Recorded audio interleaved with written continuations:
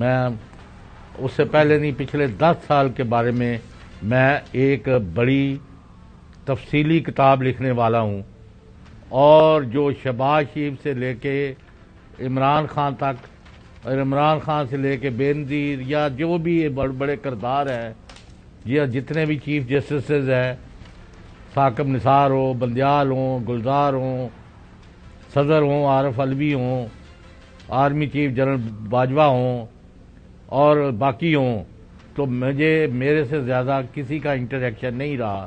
Let me put it on record. اور میں ایک کتاب کا اس کا ٹائٹل یہ سوچ رہا ہوں، لائز اینڈ مور لائز.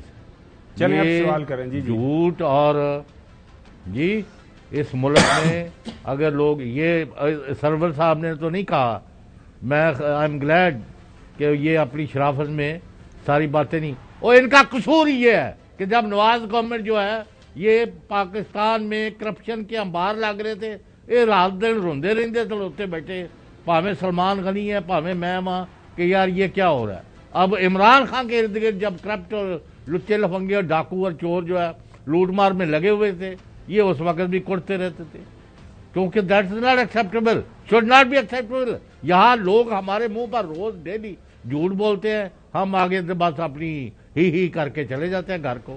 تو چوہدری صاحب اس صورتحال چ نکلنا ہے کسی طرح کہ بس روندے پٹتے ہی رہنا ہے.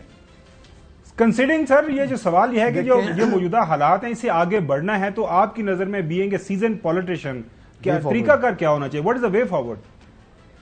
میں سمجھتا ہوں کہ اس کا وے آؤٹ یہی ہے کہ ہمیں ایگو کی پالیٹکس سے، نفرت کی پالیٹکس سے، ایک دوسرے پہ الزامات لگانے کی پالیٹکس سے ہمیں باہر نکلنا ہوگا. ہمیں اپنے جو ادارے ہیں ان کو نیوٹرل کرنا ہوگا، اداروں کو مضبوط کرنا ہوگا، سیاسی جماعتوں میں جمہوریت لانی ہوگی، اور فرد واحد کے جو فیصلے ہیں ہمیشہ ملک کو بھی نقصان پہنچاتے ہیں، جماعتوں کے بھی نقصان پہنچاتے ہیں، ان سے ہمیں جان چھڑانی ہوگی. دیکھیں میرے بھائی، بات یہ ہے کہ ہر کسی کے خلاف انکوائریاں ہو رہی ہیں، کسی نے فلاں کرپشن کی ہے، کسی نے کیا.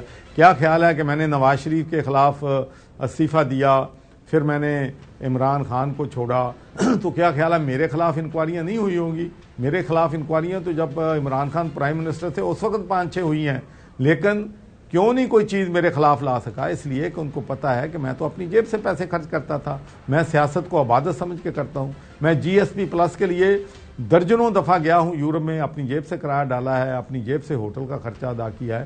تو ہم تو بھائی پالیٹکس میں عبادت سمجھ کے آئے ہیں. اب سوال یہ پیدا ہوتا ہے، بالکل بات چودھری غلام حسین کی درست ہے کہ اس کیچڑ سے اب جتنا بندہ نکل جائے گا، سیاست اتنی پولیوٹڈ ہو گئی ہے. لیکن مسئلہ یہ ہے کہ یہاں پر ہمارے جو اعجاز نثار صاحب، ہمارے جو سی او کلب کے ہیں، 100 سی او کلب کے چیئرمین ہیں، وہ گلاسگو گئے ہوئے تھے، وہاں 20-25 لوگوں کو میں نے بلایا ہوا تھا. تو انہوں نے کہا کہ سرور صاحب کو کیا کرنا چاہیے، تو میرا خیال ہے کہ سارے کہیں گے کہ سیاست چھوڑ دینی چاہیے.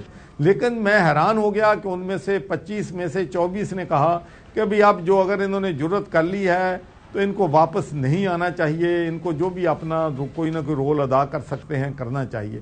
تو یہ میرے لیے بہت مشکل فیصلے ہیں، لیکن انشاءاللہ الیکشن کے بعد فیصلے چودھری غلام حسین کی مشاورت سے کریں گے. چلیں